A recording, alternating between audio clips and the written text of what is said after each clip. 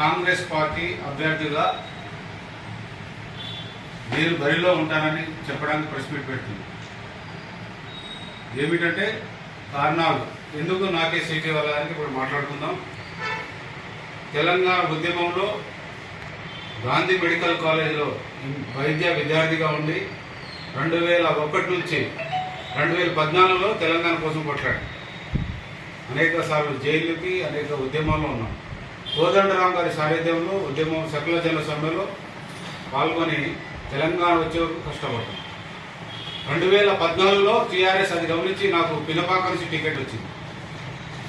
2014లో ఆ టైంలో అందరికీ 3000, 2000 ఓట్లే వచ్చాయి. టీఆర్ఎస్ ఖమ్మంలో అంత లేదు. కొత్తగూడెం జల వెంకటరావు నేనే గెలిపించుకొని నేను 2వ ప్లేస్ వచ్చిన 32,000 వచ్చిన. 2015లో మనుగూరులో ఒక పవర్ ప్లాంట్ ఓపెన్ చేసింది మన కేసీఆర్ గారు. నేను ఇన్ఛార్జ్ ఉంటే DTPS అంటాం, భద్రాద్రి పవర్ ప్లాంట్.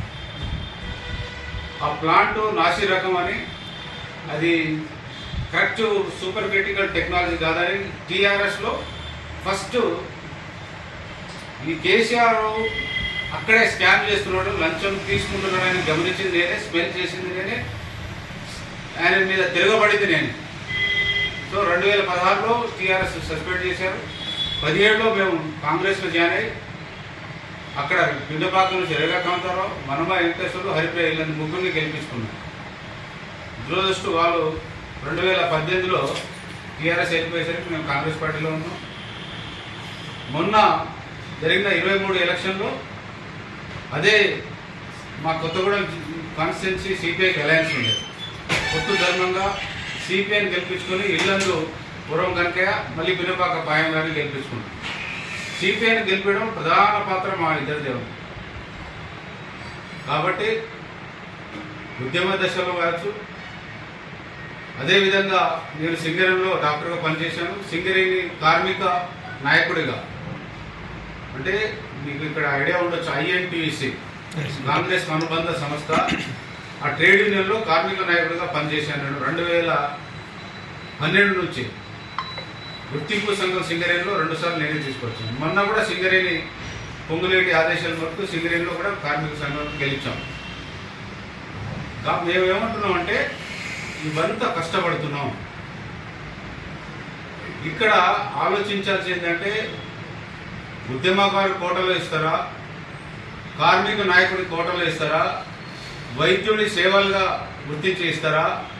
అదేవిధంగా ఈరోజు వైద్య సేవల్లో చూస్తే నేను international Germany, Russia, even China, Kazakhstan 28 దేశాల్లో నేను ట్రైనింగ్ ఇస్తున్నాను డాక్టర్స్కి, రోబోటిక్, లాప్రోస్కోపిక్ అండ్ లేజర్.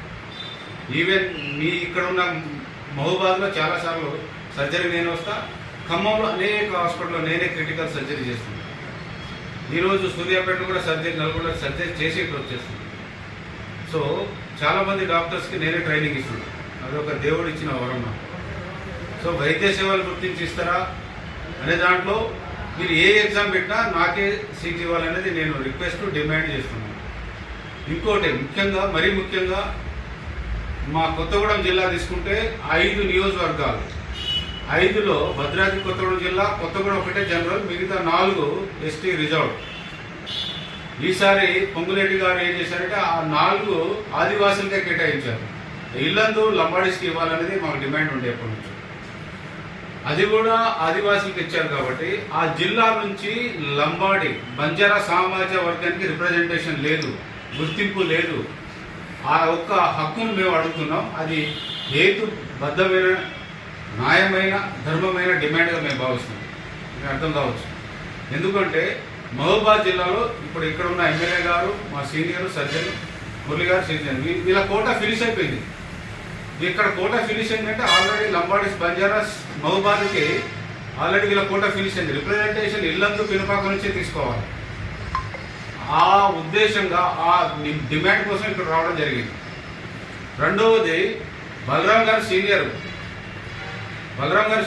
2 సార్లు 3 సార్లు అవకాశం ఇచ్చారు. కాబట్టి మేమేమంటున్నాం అంటే గిరిజన శాఖ మంత్రి ఖాళీగా ఉంది, ఎమ్మెల్సీ ఇచ్చి అతనిని గిరిజన శాఖ మంత్రి ఇవ్వాల్సిందిగా మేము డిమాండ్ చేస్తున్నాం. నెక్స్ట్ బలరాం నాయక్ గారు ఉన్నారు, బెల్లయ్య గారు ఉన్నారు. వారికి కూడా ఎమ్మెల్సీ వస్తే చాలా అవకాశాలు ఉన్నాయి. ఇక్కడ నెహ్రూ గారు ఉన్నారు. పాపం నెహ్రూ గారు కూడా పార్టీకి కష్టపడ్డారు, మన మిత్రుడు. We are not against him. మేమేంటంటే ఇతనికి ట్రైకార్ చైర్మన్ నామినేటెడ్ పదవి, ట్రైకార్ చైర్మన్ ఉన్నాయి, కార్పొరేషన్స్ ఉన్నాయి. అక్కడ మీరు బాగా ఆలోచించేదంటే మాకు చట్టసభలో రిప్రజెంటేషన్ లేదు.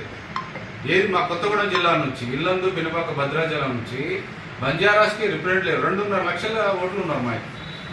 సో ఈసారి బంజారాస్ టోటల్లీ డీప్ పోలరైజేషన్ అంటాం. పోలరైజేషన్ అంటే ఓటు ట్రాన్స్ఫర్ మొత్తం కాంగ్రెస్కే అయింది.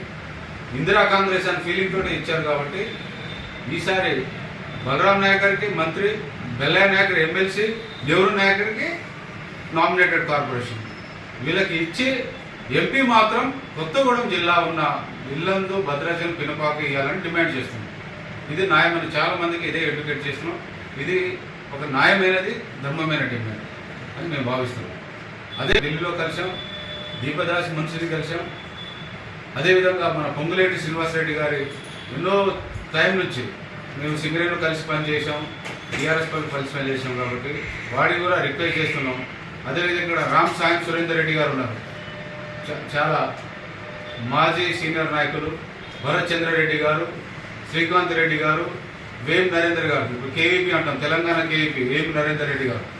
అదేవిధంగా దొంతు మాధవ్ రెడ్డి. నర్సంపేట కూడా నేను అనేక సంవత్సరాల నుంచి సర్జరీ చేస్తుంటాను. నేను ఫ్రీలాన్సింగ్ సర్జరీ అంటాం, మేము సర్జరీ చేసేద్దాం, వాళ్ళు చూసుకుంటారు. సో ఈ యొక్క 7 నియోజకవర్గాల్లో 42 మండలాల్లో